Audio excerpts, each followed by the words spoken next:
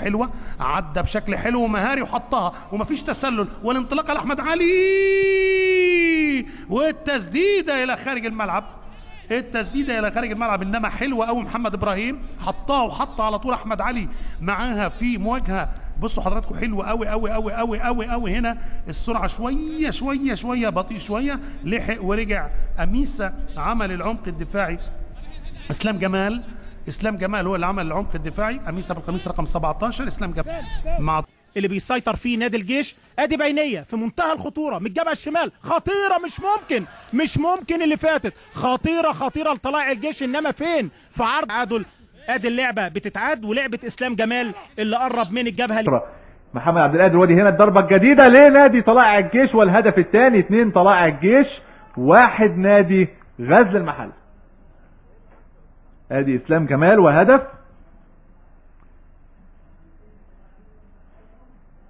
يبقى ركلتين بسبب الحروب.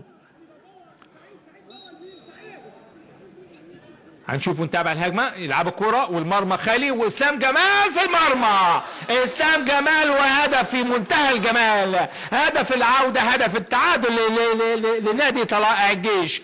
الله يا ولد، الله على الاصرار للمنظومه العسكريه. ونصيبك في الدقيقه 39 هدف التعديل، هدف وكره 1-1. يا سلام على طلائع الجيش، يا سلام على المدافعين. وقلنا الكرة الثابتة هتبقى حل النادي طلائع الجيش، ما عندهمش حاجة غير كده. النواحي الهجومية بعيدة شوية، هنا المتابعة وهنا الهفوة من اللعب من حارس المرمى، لكن الراجل خدها بمنتهى ايه الجمال ده الراجل بيأدي الكرة.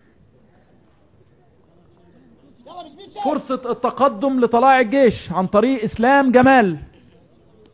يعني في اول الدوري اسلام جمال ده كان هداف نادي طلائع الجيش وكان جايب جونين مع انه بيلعب قلب دفاع. ادي اسلام جمال وفي المرمى البشبيشي. هل يتقدم لطلائع الجيش؟ اسلام جمال، اسلام والبشبيشي وجول، حطها حلو. البشبيشي المرة دي يعني اترمى على الشمال في الضربة الاولانية، اترمى على اليمين في الضربة الثانية، انما اسلام جمال بيحطها على شماله. 2-1 للطلائع.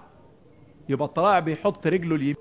اتلعبت الكرة على القايم البعيد، تمر من الجميع، خطيرة، جول جول جول جول. قلت لكم اسلام جمال لعيب حريف، قلت لكم لعيب كبير، وهو فعلا المنقذ كالمعتاد كما انقذهم في لقاء الاسبوع الماضي امام بتروجيت. يعود مرة أخرى في الدقيقة 46 من الشوط الثاني عشان ينقذهم بهدف التعادل اللاعب إسلام جمال. يا سلام يا سلام يا سلام يا سلام يا إسلام يا جمال. ركلة الجزاء اللي هيسدد رقم 4 إسلام